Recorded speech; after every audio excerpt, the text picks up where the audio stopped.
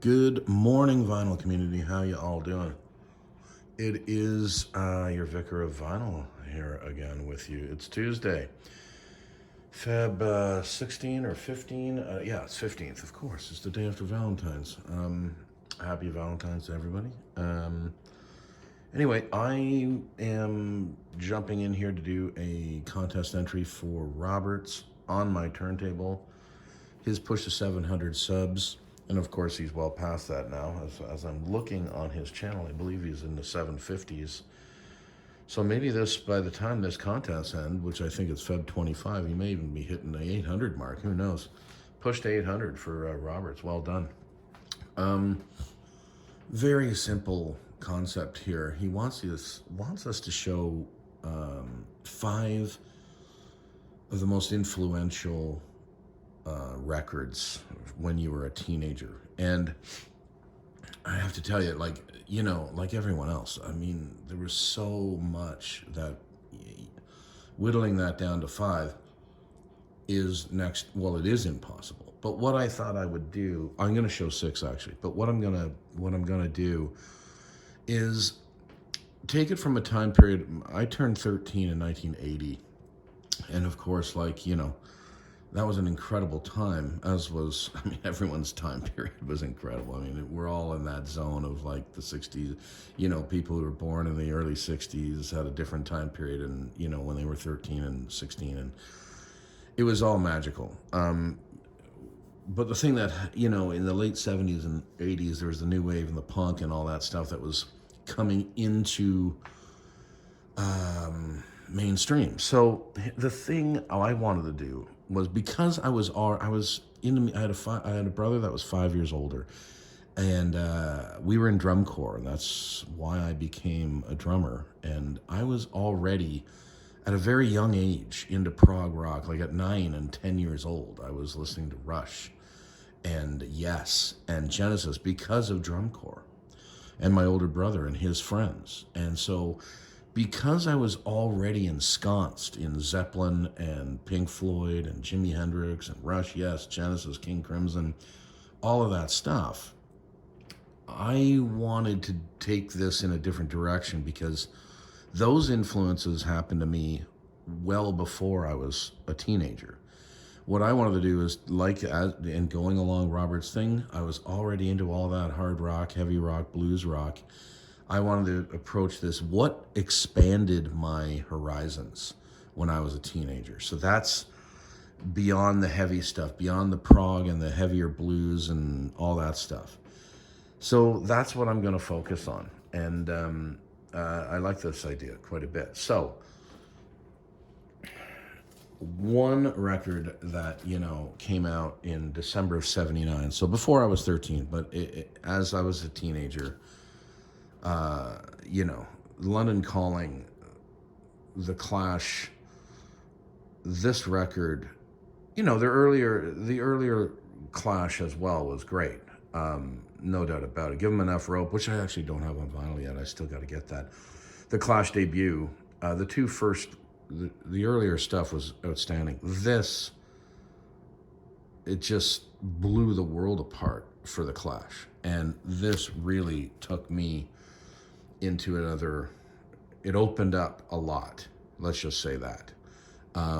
It opened me up to, people call them a punk rock band. And I really have a hard time with that. They're not a punk band. They're just a rock and roll band. But they certainly had punk influences. I will not deny that. But they had ska in there, and they definitely had reggae influences, and you can hear it on this record. This record it's all over the map. But they certainly had punky influences, and that took me into a whole other world. And The Clash certainly opened my eyes. And just look at that album cover still may go down as one of the greatest of all time. Just a fantastic cover. Anyway, that is one of my first records that I wanted to show in terms of something that really took me in another direction, and not away from anything. certainly not away from prog rock or the heavy blues rock that I was listening already into, and with Floyd psyche rock and all that stuff. No, this just expanded my horizons. And that's what I'm focusing on here. The expansion of horizons. London Calling, The Clash. Amazing. All right, the second one I wanted to mention, this in 1980, I got this for Christmas in 1980, and I was 13 at this point. We had already been, the first two records were out. We knew the hits. I think this is the first Police record we actually owned on vinyl. Zenyatta Mondatta. I think it still remains as my favorite Police record. It might have some nostalgia tied into it. I wore this thing out. I played it over and over and over again. God, I love this record. And of course, prior to this coming out, we knew Message in a Bottle and we knew the hits, and of course Roxanne from the first record and all that great stuff. But this is the first one I think that I was addicted to front to back, listening to it over and over and over again. I mean, Canary in a Coal Mine, Voices inside my head, Shadows in the Rain, Man in a Suitcase, but beyond the hits of da do do do da da da da, Behind My Camel, Driven to Tears, Don't Stand So Close to Me. I mean, it is just, When the World is Running Down. It's just a powerhouse, bombastic piece of work, and I fell in love with the Police. I still love the Police. Not talked about in the vinyl community all that much. Is it just a given, I guess? Everyone's a Police fan? Or is it that they're not as well received as they used to be? I don't know. But for me, they will always be well received. They were phenomenal. Absolutely phenomenal. Stuart Copeland's drumming as a young drummer took me into a different direction, or at least expanded my horizons in all of that rock-infused reggae drumming, I guess he would call it. He certainly was not a reggae drummer. He had reggae influences. He was a powerhouse rock and roll drummer with reggae influences. The Police and Zenyatta Mondatta. Just an incredible record. Sorry, my voice, I'm a little congested this morning. And it's early. It's 9:45, it's not that early. Bowie, I know this is a lot older record than my teens starting in 1980. This is released obviously in 1971, but this was the record for me, for Bowie, that took me down the David Bowie rabbit hole. And I'm happy to say that I'm still in it. I absolutely adored this record as a teenager, as a young teen when I first heard it.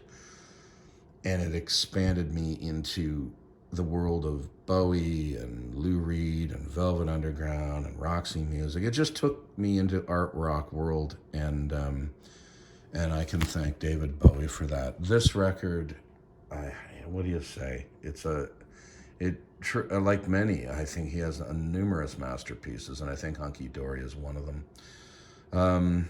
Changes, of course, everyone knows, but Oh You Pretty Things, and Song for Bob Dylan, Andy Warhol, Queen Bitch, Kooks, Quicksand. I mean, it's amazing. And this expanded my horizons in a big way. David Bowie, Hunky Dory. I listened to it nonstop as a teenager.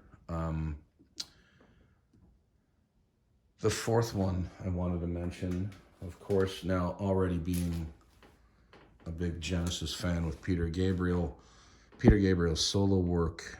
This third record, Peter Gabriel's third record, and sometimes, of course, called Melt, really, well, I don't know how, it just turned me into a crazier fan, actually. I was already a fan of Gabriel, but then this really came out, and then, of course, the next two, the earlier two records, I think, was in our collection pretty quickly after this. But this is the first solo Gabriel record I think we owned, and as kids, and just masterful, amazing. Biko, Games Without Frontiers, of course, No Self-Control, I Don't Remember, Family Snapshot, Not One of Us.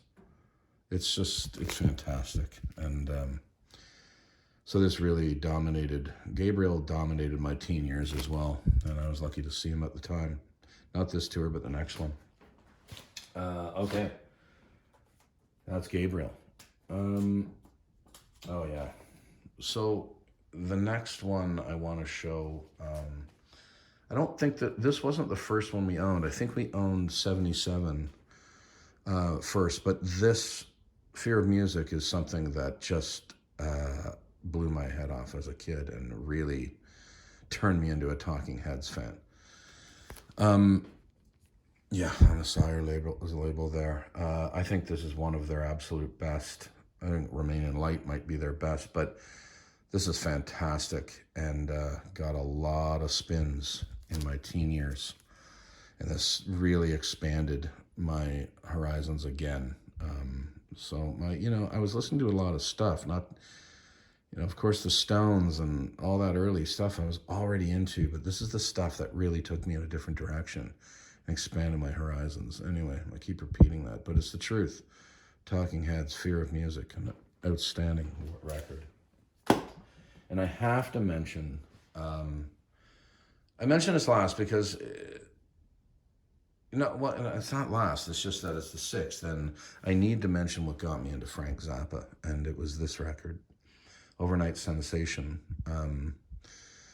As a young teenager, of course, this stuff falls into the earlier stuff, like more the things I was already listening to, even though I wasn't aware of Zappa when I was 12 and 11 and 10. I don't think my brother wasn't listening to Frank, and his friends weren't, but this is definitely the first record that got me into Zappa. And what do you say? Montana is still one of my favorite. Camarillo Brillo is fantastic. Montana is one of my favorite Zappa tunes of all time. I'm the Slime is on this. Dirty Love's on this. Dynamo Hum, of course. It's fantastic, and it got a lot of play when I was a kid, and again, expanded my listening horizons. And Frank, to this day, is in that list of great artists I adore. So that is my entry to Robert's on My Turntable, push to 700, now well past 700 subs. Congrats on that, Robert. Love your channel. And I guess there's 10 more days left in the contest, folks, so jump in. Vicar of Vinyl out of here.